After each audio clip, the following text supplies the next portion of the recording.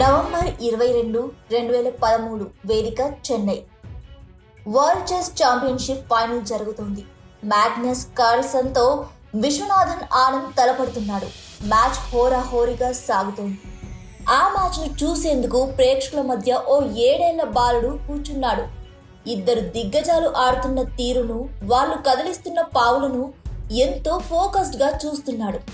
నరాలు తెగ ఉత్కంఠగా జరుగుతున్న మ్యాచ్లో అక్కడున్న అందరి అభిమానుల అలాగే ఆ బాలుడు కూడా విశ్వనాథన్ ఆనంద్ గెలవాలని బలంగా కోరుకున్నాడు. కానీ చివరకు కార్ల్సన్ చేతిలో ఆనంద్ ఓటమి పాలయ్యారు. అంతే, తన గుండె ముక్కలైనట్టుగా ఆ బాలుడికి అనిపించింది. అప్పుడే మనసులో అనుకున్నాడు, నేను ఇండియాకు చెస్ ఛాంపియన్షిప్ టైటిల్ తిరిగి తీసుకురావాలని.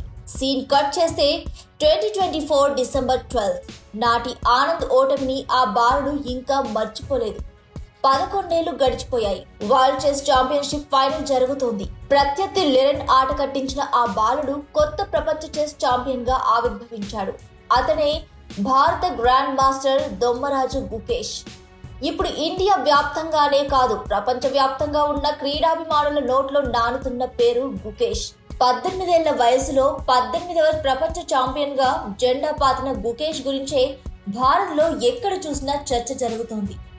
వరల్డ్ చెస్ ఛాంపియన్ గా నిలిచిన అతి పిన్న వయస్కుడిగా నిలిచిన గుకేష్ లో చిన్నతనం నుంచి స్ఫూర్తి నింపింది భారత్ చెస్ దిగ్గజం విశ్వనాథన్ ఆనంద్. తన అత్యుత్తమ ఆటను ప్రదర్శించి లిరెన్ ను పడగొట్టిన గుకేష్ క్లాసికల్ విభాగంలో విశ్వనాథన్ ఆనంద్ తర్వాత వరల్డ్ ఛాంపియన్ గా నిలిచిన భారత ప్లేయర్ గా అందరి చేత షబాష్ అనిపించుకున్నాడు.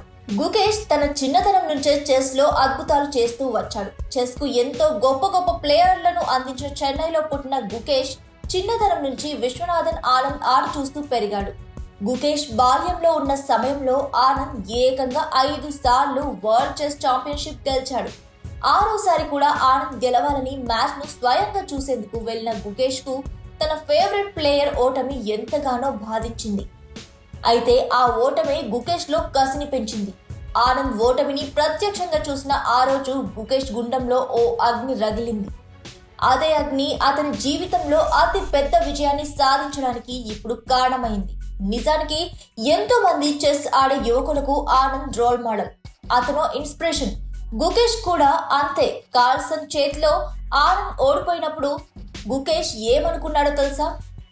నేను ఒకరోజు ప్రపంచ చెస్ ఛాంపియన్ అవుతాను. అందుకోసం ఎంతో కష్టపడ్డాడు. చివరకు విశ్వనాథన్ ఆనంద్ కు సాధ్యం కాని ఫీట్ ను సాధించాడు. ఏకంగా రష్యా దిగ్గజం గ్యారీ కాస్పరోవ్ పేట 39 ఏళ్లుగా ఉన్న రికార్డును గుకేష్ బద్దలు కొట్టాడు. క్లాసికల్ చెస్ లో ప్రపంచ ఛాంపియన్ గా నిలిచిన పిన్న వయస్కుడిగా ఇప్పటి వరకు కాస్పరోవ్ ఉన్నాడు. 22 ఏళ్ల 6 నెలల 27 రోజుల్లో కాస్పరోవ్ ఈ ఫీట్ సాధిస్తే గుకేష్ మాత్రం 18 ఏళ్లకే ఆ రికార్డును బ్రేక్ చేసి ప్రపంచ చెస్ లో ఓ సంచలనానికి తెరతీశాడు. గుకేష్ గెలుపు చెప్తున్న పాఠం ఏంటో తెలుసా? గెలుపులే కాదు, ఓటములు కూడా ఓ మనిషిలో బలమైన ధ్యేయాన్ని ఏర్పరచుకునేలా చేస్తాయని. విశ్వనాథన్ ఆనంద్ విజయాలు గుకేష్ ను చెస్ వైపు అడుగులు వేసేలా చేస్తే, ఆయన ఓటమి గుకేష్ లో పట్టుదలను పెంచింది. అదే గుకేష్ ను జగజ్జేతగా నిలిపింది.